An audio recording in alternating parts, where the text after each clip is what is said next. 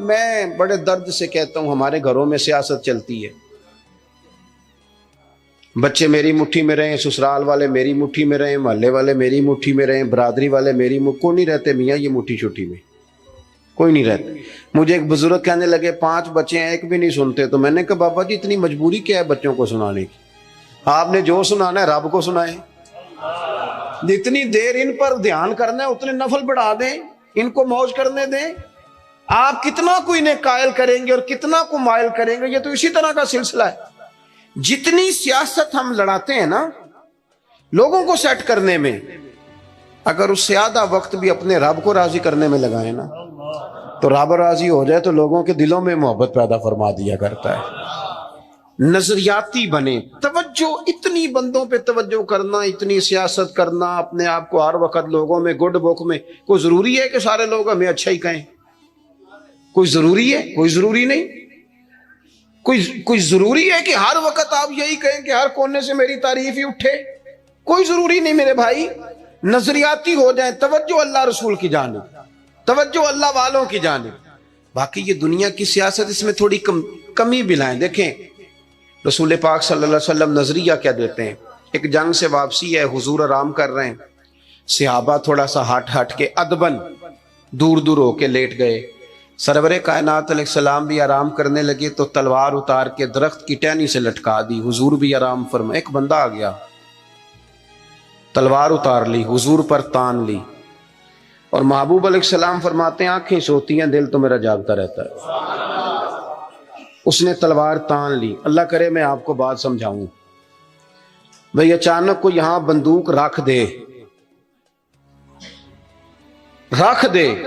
اس وقت ہم نے دیکھنا ہے کہ بلڈ پریشر کتنا ہو گیا ہے، پھر دیکھنا ہے کہ اس وقت خون کے مد و جزر کا کیا حال ہے۔ اچانک وہ دیکھو نا میرے عزیز، رات کو 2 بجے ویسے ہی چھت پہ بلی ہو اور بندے کو کہہ دے کہ چور ہے، تو مجھے بتائیں حال کیا ہوتا ہے؟ ویسے انسان کی نفسیات ہے نا۔ لیکن جو نظریاتی بندے نا، نظریاتی، ڈاکٹر نے کہہ دیا، ایک بندہ نظریاتی نہیں تھا، ڈاکٹر نے کہہ دیا تو ہفتے میں مر جائے گا، تو وہ 3 دنوں میں مر جاتا ہے۔ ایک نظریاتی ہے، ڈاکٹر نے کہا 1 ہفتے کے بعد آپ دنیا سے رخصت ہوں گے، تو اس نے کہا ڈاکٹر صاحب آپ جو کہہ رہے ہیں اپنے علم کے مطابق کہہ رہے ہیں، ہونا وہ ہے جو میرے رب کریم نے چاہنا ہے، یہ کئی سال بھی نکال سکتا ہے، شرط یہ ہے کہ ہم نظریاتی ہوں۔ ہماری سیاست ہی ختم نہیں ہوتی ہے کہ جگہ میں خود جاتا ہوں بندے راضی کر رہا ہوں، جہاں میں نہیں گیا وہاں بیٹا بھیجا، تو ولیمے پہ ہویا، چھوٹے بھائی سے کہا تو فاتحہ کہہ، سارا دن بندے راضی کرنے میں وہ پھر نہیں راضی ہوتے۔ حضرت مولا علی فرمایا کرتے تھے یہ اس طرح ہے جس طرح چرواہے کی بکریاں ہیں، ادھر والی گھیر کے لاؤ تو ادھر والی نکل جاتی ہیں، ان کو گھیرو تو ادھر والی نکل جاتی ہیں۔ تو ضرورت کیا ہے؟ رب کی جانب توجہ کرنا، اللہ پہ بھروسہ کرنا۔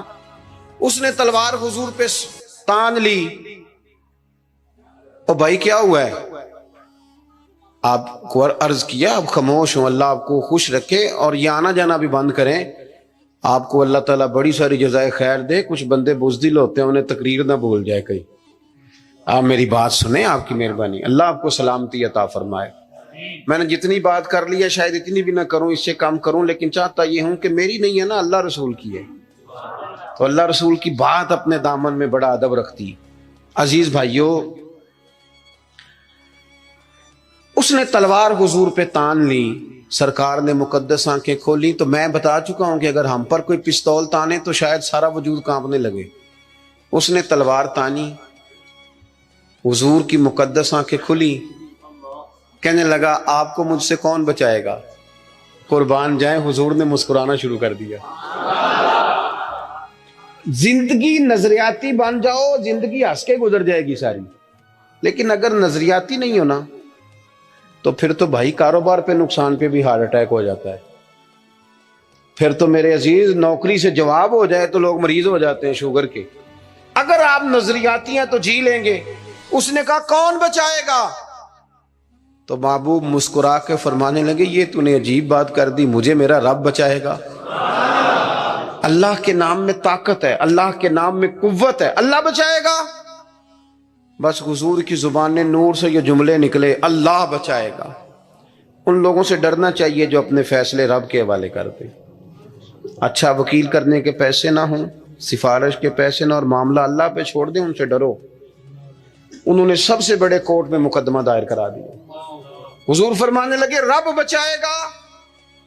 بس ان لفظوں میں کیا اثر تھا، بندہ کانپنے لگا، تلوار ہاتھوں سے گر گئی، سرکار نے اٹھا لی، فرمایا لو بھائی مجھے تو رب نے بچا لیا ہے، اب تو بتا تجھے کون بچائے گا۔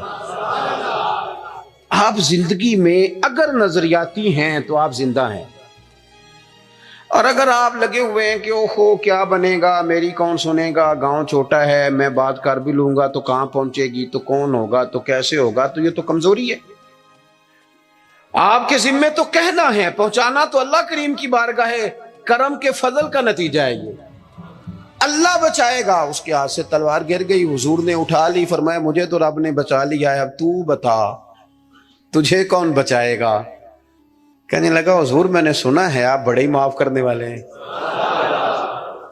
آپ صحیح بتاؤ، ایک بندہ میرے اوپر تانے پستول، تھوڑی دیر کے بعد قابو آ جائے تو وہ مجھے کہے جی آپ تو نیک آدمی ہیں چھوڑ دیں، تو میں کہتا ہوں قابو آ گیا تو میں نیک ہو گیا ہوں، پہلے تو بندوق لے آیا تھا۔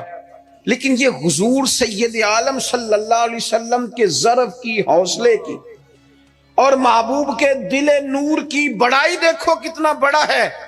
اس نے کہا سنا ہے آپ معاف کر دیتے ہیں، فرمایا تو نے سنا ہے، حضور سنا ہے، پھر مسکرا پڑے، فرمانے لگے جا پھر میں نے معاف کیا، ہو گئی بات ختم، معافی تو یہاں پہلے ہے سب سے، جا معاف کیا۔ ایک تو اپنی زندگی میں توجہ اللہ پہ کریں، یہ چھوڑ دیں اتنی زیادہ سیاست، اتنا بندوں کے پیچھے بھاگنا، یہ تو تھکا دیں گے، یہ تھکا دیتے ہیں۔ ان کی ایک خواہش پوری کرو تو یہ دوسری۔ میں آج ہی پڑھ رہا تھا، حضرت سعید ابن مسیب کہا کرتے تھے یا اللہ یہ بڑوں کی آرزوؤں سے بھی بچانا، ان کی آرزویں بڑی ہوتی ہیں، روز نہیں ایک آرزو۔ اور حضور دعا مانگا کرتے تھے، نبی کریم علیہ السلام مسند امام احمد بن حنبل میں موجود ہے، اللہ کے محبوب فرماتے تھے اے اللہ اس آرزو سے بچا جو آرزو ایک اور آرزو میں مبتلا کر دے، وہ خواہش جو اور خواہش میں ڈال دے۔ تو ایک تو توجہ اللہ پہ کریں، دوسری بات زندگی کو، بود و باش کو، اس کو سادہ کریں۔ سرور کائنات صلی اللہ تعالی علیہ وسلم کا کمال یہ تھا کہ لوگ نا حضور کے ساتھ ڈیل کرنے میں آسانی محسوس کرتے تھے کہ حضور سے بات آسانی سے کی جا سکتی ہے، سرور کائنات بات سنتے ہیں۔ یہ جو ہمیں شوق ہے نا سہولتوں کا، یہ ضرور لیں، کوئی بھی سہولت منع نہیں، لیکن اپنے آپ کو سہولتوں کے ساتھ زندہ رکھنا ہے۔ ہم نے نا کچھ آسانیاں زیادہ جمع کرنی شروع کر دی اپنے ڈرائنگ روم میں۔ سردیوں میں ہیٹر ہے، گرمیوں میں اے سی ہے، اور ہر شہر ریموٹ کنٹرول ہے، اٹھنا نہ پڑے بیڈ سے، توبہ توبہ، اور واش روم بھی اٹیچ ہے۔ اتنی سہولیات جمع کرنا چاہتے ہیں، بس نہیں چلتا، ورنہ جو ہم لا سکتے ہیں وہ تو ضرور آتا ہے۔ اس سے زیادہ جب آپ اتنی آسانیوں کے عادی ہو جاتے ہیں نا میرے عزیز، تو پھر آپ نظریاتی نہیں رہتے، پھر آپ کو قابو کیا جا سکتا ہے، پھر تو ڈاکٹر کو بھی ایسی دے کے تحفے میں تو مرضی کی دوائی لکھوائی جا سکتی ہے۔ حالانکہ اس معاملے میں سفارت چلنی چاہیے، صحت والا معاملہ تو ٹھیک ہونا چاہیے نا، لیکن ڈاکٹر اگر بڑا ہے تو اسے چابی دیں کمپنی والے گاڑی کی، تو اسی کمپنی کی دوائی لکھ دے گا، اللہ ماشاء اللہ۔ جب آپ نظریاتی ہیں، تھوڑے پہ آپ کو گزارا کرنا آتا ہے۔ حضور صلی اللہ علیہ وسلم نے نا ہمیں اپنی سیرت کے تعلق سے جو دوسرا بڑا نظریہ دیا وہ یہ ہے، آپ کو میری باتوں کی سمجھ آ رہی ہے؟ جو نہیں بولتے انہیں بھی آ رہی ہے۔ حضور نے ہمیں اپنی سیرت نور سے ایک پیغام دیا ہے کہ دنیا میں تمہارے مکانات نہیں، تم نے یہاں رہنا ہے مسافروں کی طرح۔ تمہارے لیے نا عالی شان محلات اور تمہاری مرضی کی آسانیاں اور سہولتیں وہ ساری رب نے جنت میں تمہارے لیے تیار کی ہیں، وہاں تمہیں من چاہی چیزیں ملیں گی۔ یہاں تم نے مسافروں کی طرح، کن فی الدنیا کانک غریب و عابر سبیل، مسافر کی طرح، راہ گیر کی طرح وقت گزارنا ہے۔ آپ نے کبھی دیکھا ہے کہ بس اسٹاپ پہ جہاں بندے کھڑے ہو کہ بس کا انتظار کرتے ہیں، وہاں کبھی کسی بندے نے جگہ خرید لی ہو کہ یہاں اکثر کھڑے ہونا پڑتا ہے تو چلو جگہ تھوڑی خرید لیتے ہیں، خریدتا ہے کیوں؟ اسے پتا ہے کہ بس آئی تو میں نے چلے جانا ہے۔ प्लेट फार्म पे, रेलवे स्टेशन पे कभी किसी बंदे ने जगह खरीदी है कि यार अक्सर आना जाना पड़ता है तो चलो थोड़ी खरीद लेते हैं? कभी खरीदी है? एयरपोर्ट पे ना मैंने ये देखा है कि आप अपना बैग रख के, हैंड कैरी सामान रख के आप किसी कुर्सी पे जाएं ना, और आप वॉशरूम से होके या किसी तभी हाजत से होके वापस आए तो वहां को बंदा और बैठ गया हो तो बंदे झगड़ा नहीं करते, चुप करके अपना सामान उठाते हैं दूसरी जगह पे। क्यों नहीं करते? उनको पता है कि फ्लाइट आई तो मैंने यहां रट्टा डालने की जरूरत क्या है? आप नबी करीम अलैहिस्सलाम की बात को समझें। हुजूर ने फरमाया कि तुमने यहां मुसाफिर के दिन रहना है। मुसाफिर को 2-2 मरले के लिए झगड़े खड़े करते हैं, वो कुछ 6-6 इंच के लिए रट्टे डालते हैं। उनको तो पता है कि हजरत इजराइल ने आना है और हमने चले जाना है। इसलिए हजरत बिलाल हबशी रदी अल्लाह ताला अन्हु बड़ा अरसा रहे मदीना तैयबा, 10 साल रहे, उन्होंने कोई मकान नहीं बनाया। एक हुजरे में वक्त गुजर गया, को बताए कि शादी से पहले मौला अली शेर खुदा का मकान कहां था, को बताए कूफे में कितनी जायदादें बनाई उन्होंने, कहां मोहल्ला तामीर किए उन लोगों ने। उनको पता था, उनको पता था हजरत उमर पर 80 दिनार का कर्जा था। उन्हें पता था कि जब हुजूर आए थे ना मिराज की रात, तो मुझे बताया था कि उमर मैं तेरा महल देख के आया हूं। तो जब हुजूर देख आए थे तो फिर उन्होंने यहां बनाया। ये नजरियाती बात है, इसको आपने समझना है। हमारे यहाँ ये अभी कोरोना आया ना, पैनिक फैल गई, टेंशन डिप्रेशन के मरीज बढ़ गए। आपने नाराज नहीं होना, ज्यादातर वो लोग टेंशन में है जो आसानियों में जीने वाले थे ना, क्योंकि बंदे ने इतनी कीमती कोठी बनाई हो फिर छोड़ के मर जाए, दिल नहीं करता मरने। इतने पैसे जमा किए हो फिर छोड़ के कैसे मरे, दिल ही नहीं करता। वो लोग मुसाफिर थे, इन्होंने सामान बांधे हुए थे, जब रब का हुक्म आएगा हम हाजिर हो जाएंगे। अब ये टेंशन क्यों फैली? टेंशन भी इसलिए फैली कि हम इस्लामी नजरियात को नहीं समझते। और मेरे भाई वो किसी और का अकीदा है कि मर जाएंगे तो फना हो जाएंगे, और का अकीदा है। और मुझसे कुछ सवालात भी हुए उस दौरान। देखो कब्र खड्डा भी है, गड़ा भी है, लेकिन मुझे अपनी डायरेक्शन का पता है, आपको भी अपनी डायरेक्शन का पता है। हमें किसी की ना एक आध खामी का पता होता है, अपनी तो सारी का पता होता है। लेकिन वो अलग बात है कि अपनी खामियों समेत अपने आप से प्यार होता है, और किसी की एक खामी देख के भी उससे प्यार नहीं रहता। अजीज भाई, हमारा ये मसला है कि अगर तो डायरेक्शन हमारी गलत है, काम हमने दोजख वाले शुरू किए हुए तो कब्र खड्डा है, दोजख के गढ़ों में से गड़ा है। लेकिन अगर डायरेक्शन ठीक है, हलाल हराम की तमीज है, आंख पर, जुबान पर, नफ्स पर कंट्रोल है, फिर कब्र खड्डा नहीं, नजरिया समझो, फिर तो कब्र बाग है। नहीं समझे आप मेरी बात? कब्र बाग में जाते हुए डर लगता है, परेशानी होती है, दिल घबराता है। वो जी कब्र में ऑक्सीजन कहां से आएगी? मैंने कहा जहां अम्मा के पेट में बच्चा होता है तब कहां से आती है? चलें इससे भी और मिसाल देता हूं। कभी अंडा देखा जब उसमें से बच्चा निकलता है? चारों जानिब कुछ जगह होती है ऑक्सीजन की। ये जो बड़े अक्लमंद लोग हैं यहाँ सवाल खड़े करते हैं, उनसे पूछो कि बच्चा तंदुरुस्त भी निकलता है अंडे से और सोना भी निकलता है। तो जिस रब ने वहां उसे संभाल के रखा ना, प्यारी जिल्द बनाई, वो कब्र में भी तेरी बड़ी हिफाजत फरमाएगा, बड़ी हिफाजत फरमाएगा। बुलबारत शाह नहीं मरदे जिन्ना कीतियां नेक कमाइयां ने, नाले अरश फरश्ते बांगा मिलियां, मक्के पै गया शोर। बुल्ले शाह आसा नहीं मरना है ते मर गया ही कोई और, तो कोई और। ये क्या इकबाल भी कहते हैं, मौत को समझे हैं गाफिल इख्तिताम जिंदगी, ये है शाम में जिंदगी, फिर सुबह दवा में जिंदगी।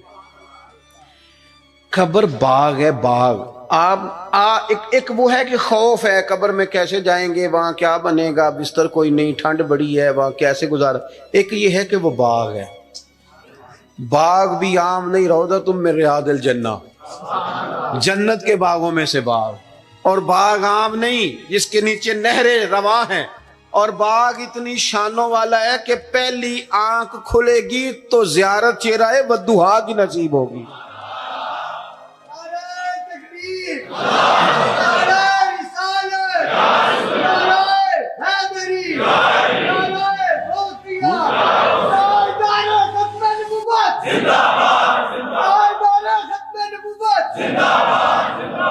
میری بات پر توجہ کر. جب آپ کا یہ نظریہ بن جاتا ہے نا کہ میرے لیے آگے بڑا کچھ ہے.